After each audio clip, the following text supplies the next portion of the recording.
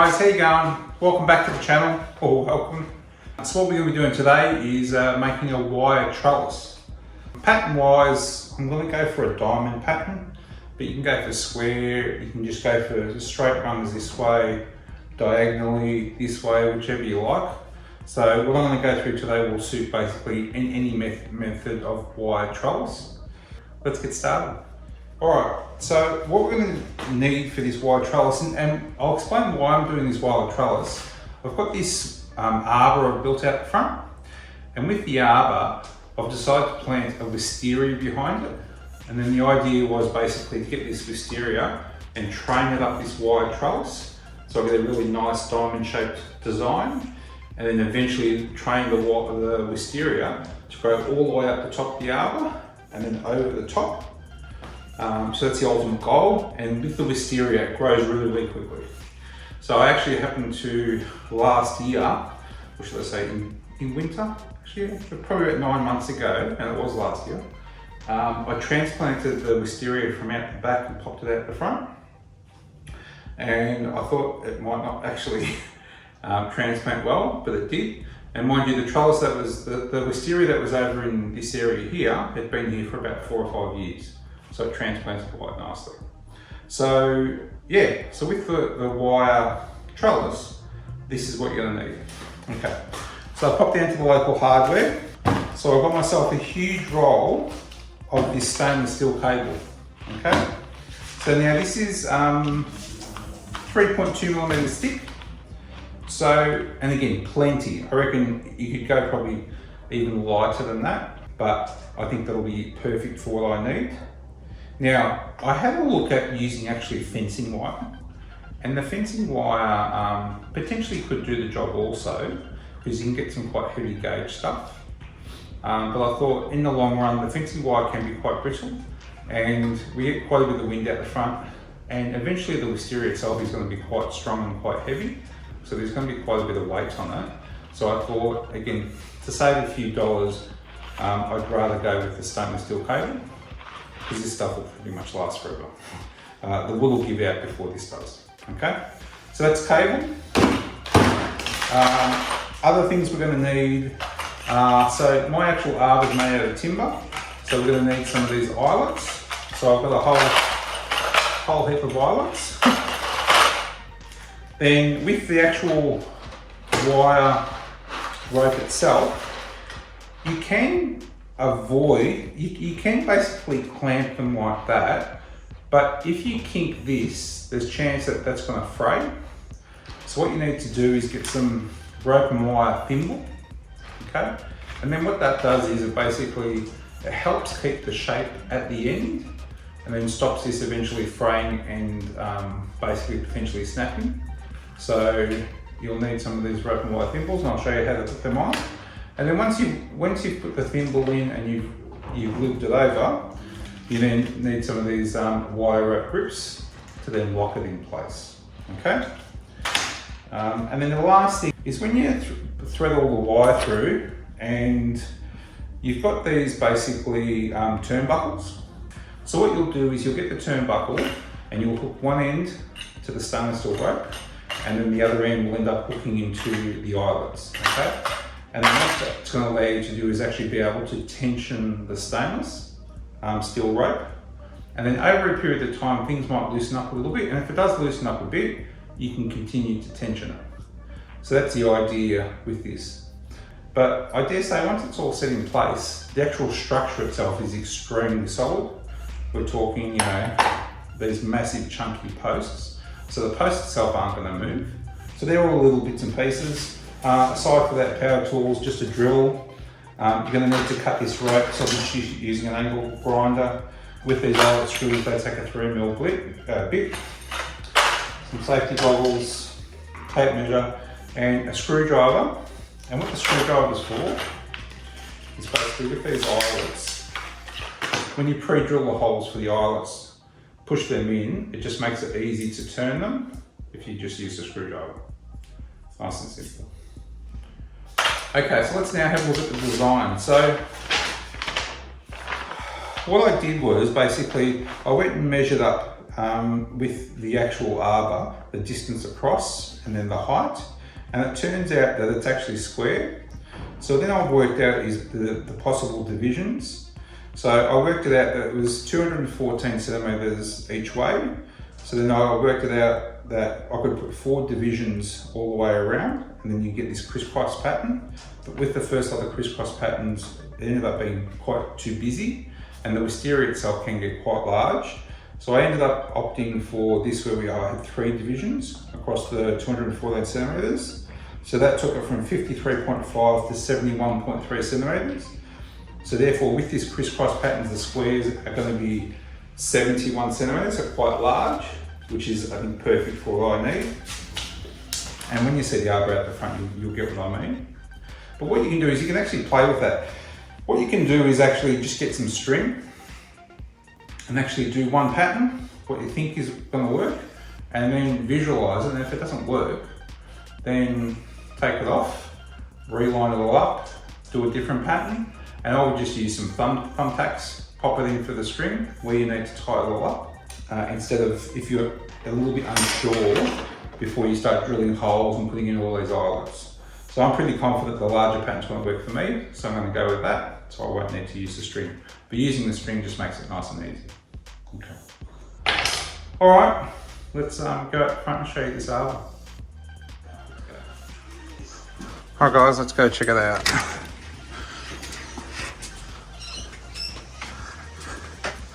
So I've done a little bit of work in between talking about it, and here we are. So this is the finished product. So we've got that nice crisscross pattern. So we'll pop out a little bit, it's a little bit hard to see, but we've got these perfect squares. So I'll give you a bit of a close-up.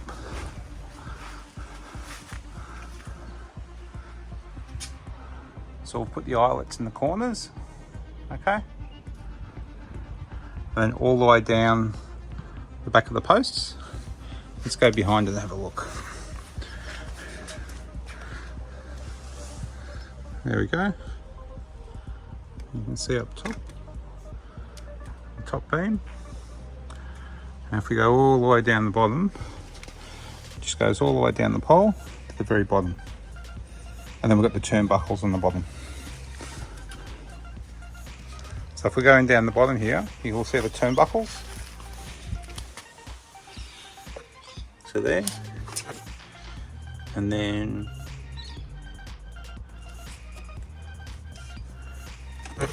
all the way along the bottom. And then what I've also done is I've used these grips at every intersecting point to make sure it keeps that nice pattern, because once we get a little bit of weight on it, that's going to move around and it's going to end up going all out of whack. So that's it. Like I said, it's a little bit hard to see, but once I thread all the wisteria through it, you'll see a really, really distinctive pattern. All right, what I'll do now is I'll just take you through how I got to this stage. All right, let's go. All right guys, let's move this out of the way.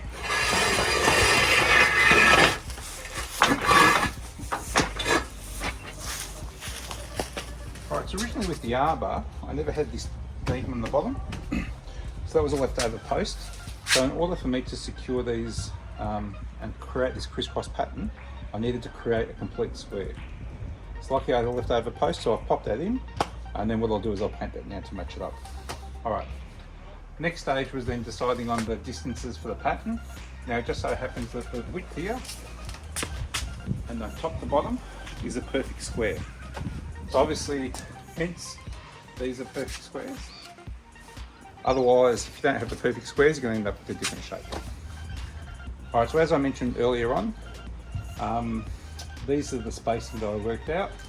So I worked out there was 1, 2, 3 divisions, and then I marked out all of those places all the way around, so it was all nice and symmetrical.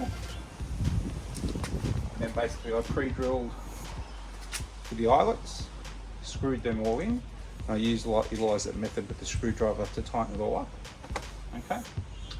After then, I put all the eyelets in all the way around, then basically I then got some string. Okay, now this pattern looks like it could be lots and lots of lengths of steel cable. This is actually only 4 lengths of steel cable. Okay, so the way it works is you have one big rectangle here. Okay, then we have another big rectangle here. Okay, so it's 2 pieces of wire. Then we have one cable straight across the middle, 3 pieces, and then another cable straight across the middle, 4 pieces, and that gives you that exact design. Okay, and then once I worked out the design, I then threaded string for that rectangle, and then I cut it and I utilised that piece of string to then measure the steel cable and then chop it. Now obviously when you chop the cable, make sure you leave enough for the eyelet at either end, and then also leave enough for the turnbuckle. Okay, because you definitely need the turnbuckle to tension it up.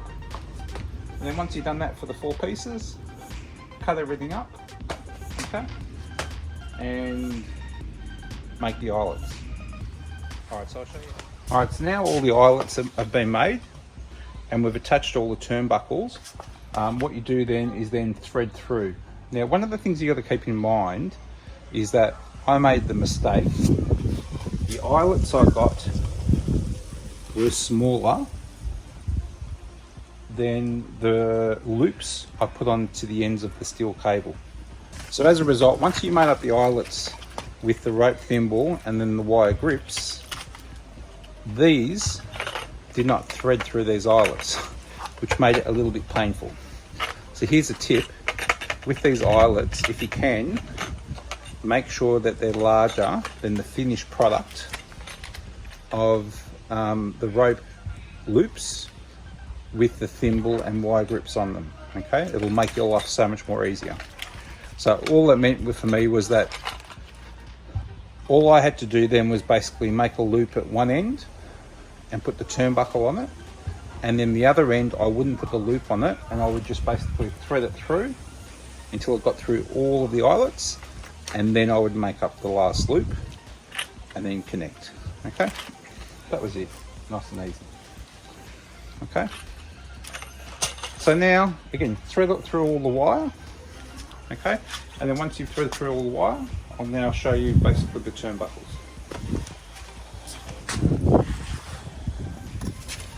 Alright guys, so here's a bit of a close-up. So we've got the eyelet here at the back of the beam, okay, and basically this loop was attached to the eyelet. I then screwed the eyelet in place, threaded the steel cable, then I did this eyelet, attaching the turnbuckle, and then put the turnbuckle on. Okay, and with the turnbuckle you basically just turn this and that will loosen up or tighten up.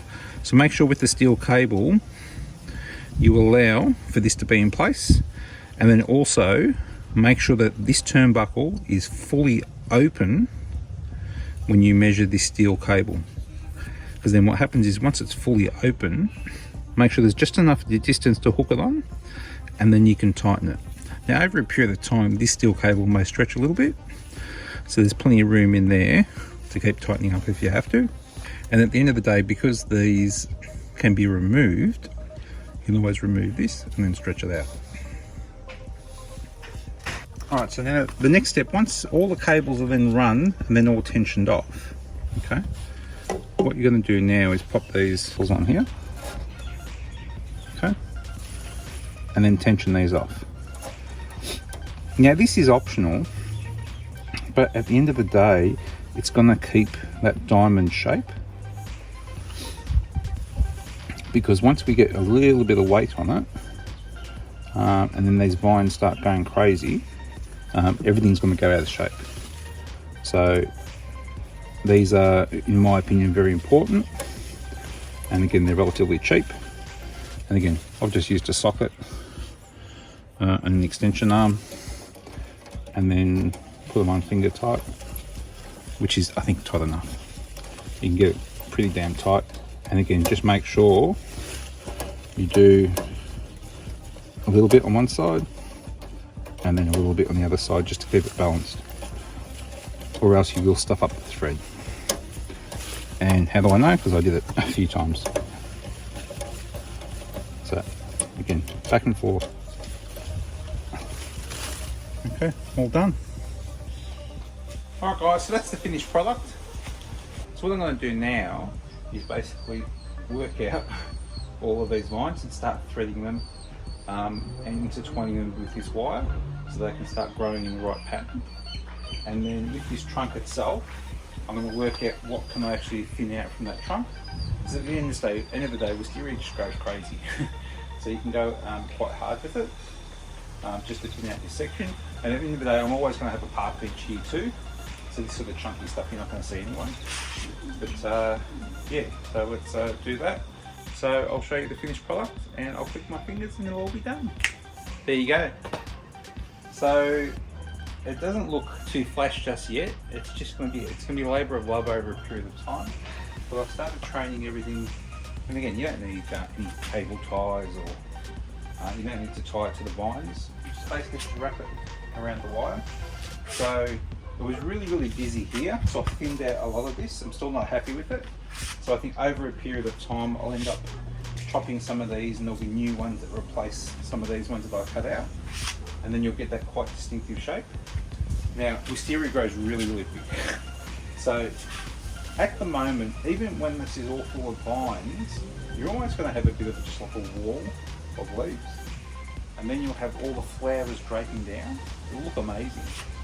But then if you really pay close attention to it, and every couple of days, and I mean every couple of days, come out and just keep winding and following it up, then eventually it will grow up over the top. And then this is where we'll get the wisteria growing through here. And then what will happen too is, if you pay close attention to this, when it all goes deciduous, okay, and all the leaves drop off, you'll have all of this, all the branches, all the vines with this really nice distinctive pattern, which will look amazing when it's deciduous. So that's the plan. So there'll probably be a lot more videos on this over the years, so you can see how it all comes out. But yeah, doesn't look much like now, but it will look amazing once it's all done. Hope you're enjoying the content. Hope you enjoyed this video. If you do, give us a thumbs up. Otherwise, if you know anyone that might want to be doing this, if you want your husband to do it for you or your wife to do it for you, make sure you share it around. And if you're enjoying the channel, subscribe. So you'll see all my channels all about DIY stuff around the house, woodworking. There's a little bit of ball driving in there, a bit of camping and stuff like that. So just again, all the stuff that I love doing. So yeah. Alright guys, I'll see you in the next video. See you guys. Cheers.